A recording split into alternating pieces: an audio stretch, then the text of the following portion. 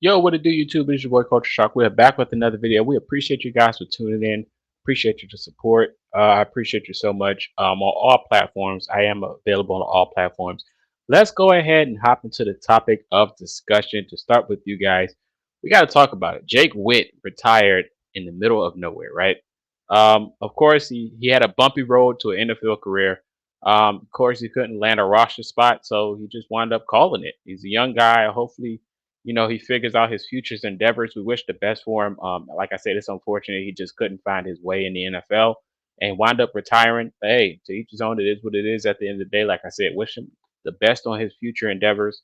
And where does that leave the Colts? That leaves the Colts, next man up. Hopefully, they find somebody to replace him. And it is what it is at the end of the day. So after that, Jelani Woods placed on IR again, season-ending injury. Another young guy who just could not, stay on the field. Man, it's unfortunate we can never see the full potential of Jelani Woods. Like I said, in the tight end room, which is deep, his presence would definitely be missed. Of course, we would love to see him on the field with this high-powered offense. I think this offense has the potential to reach the ceiling to actually being really good moving forward. So, like I said, it's going to be interesting. Hopefully, he does get a chance to see the field at least one time. We would love to see him on the field at least one time with Anthony Richardson and those guys, man. Like I said, it's unfortunate that this guy just can't catch a break, man. He just can't. So we wish him the best of luck. Moving on, we got to talk about this 53-man roster. This roster just dropped. Shout out to the team captains. I'm going to give you the rundown really quick.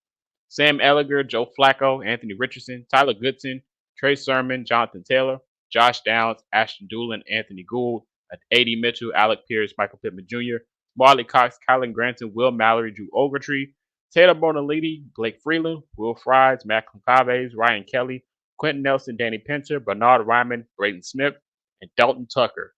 Defense: Adam Tumbe, Adewale, Taven Bryan, DeForest Buckner, Raekwon Davis, Isaiah Land, Latu, Tyquan Lewis, Dio Adabango, Quiddy Pay, Grover Stewart, Jalen Carley, Zaire Franklin, Segun Alubi, EJ Speed, Grant Stewart, my dog. Daryl Beckham Jr. is now on the roster. He just went to Tennessee. Then you got Juju Brent, Styles Flowers, Jalen Jones, Kenny Moore, Julian Blackman, Nick Cross, Trevor Dunbo, Rodney Thomas, Matt Gay, Luke Rhodes, and Ricoberto Sanchez. On the practice squad, we do have Jason Dean and Evan Hall, Chris Lamons, who we thought was going to make the 53, but he didn't, and Jalen Simpson. So those, and we got Laquan Treadwell at the bottom, my preseason GOAT. The roster has potential to make some splashes in the season. I'll put this roster up against anybody, no matter who it is. I think this roster has potential to be really solid, especially on the offensive side. The offensive side, this offense is going to be high powered. We got a mastermind and head coach with Shane Steichen. With Anthony Richardson and Jonathan Taylor, we get to see them for a full season to start off against Houston. Of course, it's going to be a movie. It's going to be a movie. It's going to be one of those games to watch. But this team, like I said, is one of the best out there roster wise. Underrated, of course, but I think we got one of the best offensive lines and one of the best defensive lines going into the league, hands down. The cornerback room, of course, is something to question. We can mention the ballot presser now. I know you guys are talked about the ballot presser all over social media. He said these young guys just got to go out there and perform. He trusts these guys. I know everyone is kind of, hesitant how Ballard approaches the free agency. But like I said, you're going out there and taking a gamble on guys that's going to cost you nothing. Besides taking a gamble on guys that's going to cost you some salary cap money. A lot of these guys are on rookie contracts and young deals. So a lot of you're banging your buck, you're rolling the dice on these guys.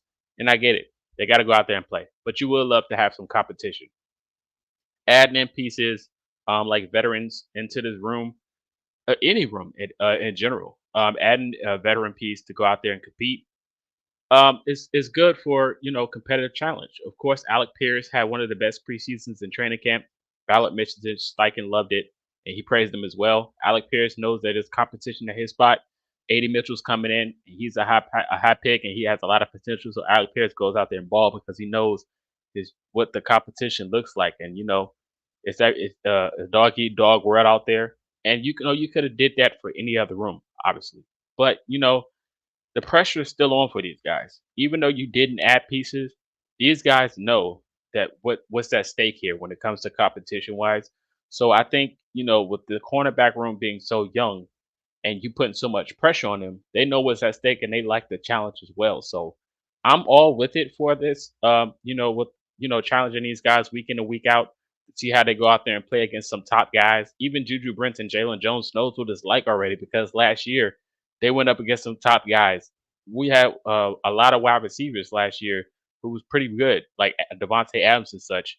And we put Juju out there, and I think he held his own. Of course, these guys are not going to win every rep, but I think from what you've seen, they have the potential to go out there and do it if they just stay on the field. So I think Jalen Jones has the potential to be really solid.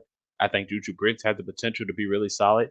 And it pretty much relies on the pass rush. And I think when you look at the pass rush for the Colts, we got one of the best pass rushers, potential, one of the best D lines in the league with DeForest Buckner, with Grover Stewart, with Latu, with Pay, with Taekwon, with Raekwon. Like this defensive line could put a lot of pressure on these QBs. And of course, we're rolling the dice on these DBs, but I think if you get the pressure on the QB, these DBs can have a really good year. And that's just how I feel, how I picture it. When you look at the secondary room, with the Julian Blackman and Nick Cross back there, I think both of these guys are pretty solid as well. It just banging your luck on potential. And I think, rolling the dice is a little gutsy, but I like it. Like I said, you're going to be rolling the dice regardless of who you got, whether you sign somebody or not. You're going to be rolling the dice. So I like rolling the dice with these young guys. Like I said, they have potential to be really solid. It just relies on the pressure that you put on the quarterback.